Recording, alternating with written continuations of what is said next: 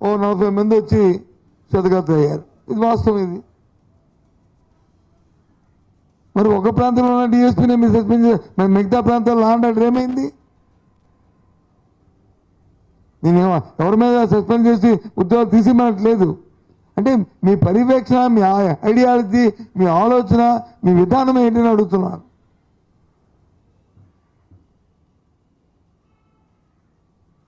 మన ఆ ప్రాంతాల్లో జరిగిన పరిస్థితి ఈ 5 చనిపోయిన దగ్గర ఓకే, మరి ఒకరు చనిపోయిన దగ్గర ఏమైంది? మన మిగతా దగ్గర ఇంకో 2 ప్రాంతాల్లో దెబ్బలు తగిలింది. అక్కడ ఉన్న శాంతి పరిస్థితి ఏంటి? అంటే ఓవరాల్గా మొత్తం ప్రభుత్వం ఫెయిల్యూర్ అయిపోయింది. ఈ తిరుమలలో జరగలే, తిరుపతిలో జరిగింది ఇన్సిడెంట్లు. ఇది కొండ పైన జరగలే, కొండ కింద జరిగింది ఇన్సిడెంట్. ఇవన్నీ కొండ కింద అడ్మినిస్ట్రేషన్ అవుతుంటుందండి.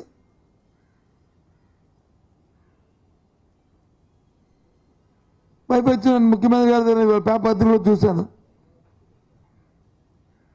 ఆ చైర్మన్ గారు, అధికారులు, మిగతా వారు అందరూ వాళ్ళే సమన్వయం లేక ఒకరినొకరు మాట్లాడుకోవడం, తెప్పి పొడుచుకోవడం.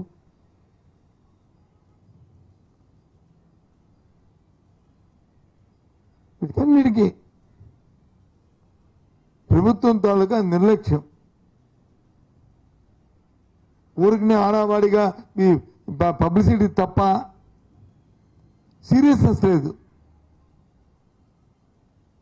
ఏదైనా ఒక అకేషన్ వచ్చిందంటే దానికి ఫోర్కాస్ట్ చేసుకొని ఎంతమంది వస్తారు, ఏమిటి ఉంటుంది, ఏ రకంగా జరుగుతుంది, ఎన్ని గంటలు జరుగుతుంది, దాని టైం ఏంటి, పరిస్థితి ఏంటి, అవన్నీ ప్రభుత్వం పెద్దలు చూసుకోవాలా.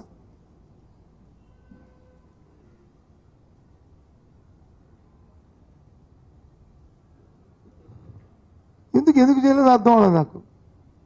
మన ముఖ్యమంత్రి స్థాయిలో ఎందుకు సమీక్ష చేయలేదు? మన ముఖ్యమంత్రి స్వయంగా 8వ తారీఖు వరకు చిత్తూరు జిల్లాలో ఉన్నాడు. కుప్పం పర్యటనకి వెళ్ళారు. ఓ మాట ఏముంది, ఎలా చేస్తున్నారు, రేపు వైకుంఠ ఏకాదశి లక్షల మంది ఎంతమంది వస్తున్నారు ఎక్స్పెక్ట్ చేస్తున్నారు, ఎన్ని లక్షల మంది వస్తున్నారు, ఎన్ని వేల మంది వస్తున్నారు, ఏ రకమైన మీరు చర్యలు తీసుకున్నారు అని మా మాట అడగచ్చు కదా. అంత దూరం పోయినప్పుడు ఎందుకు అడగలే? చేతులు కాలిన తర్వాత వచ్చి ఆకులు పట్టుకుని రాసుకుంటే దుస్తకం ఏముంది? ఇది కరెక్ట్ కాదు కదా. ఇది స్వయాన ఎండోమెంట్ మినిస్టర్ నాకు చాలా మా మిత్రుడే, సీనియర్ ఆయన. మరి ఆయన ఎందుకు చేయలేదు రివ్యూ నాకు అర్థం అవ్వలే.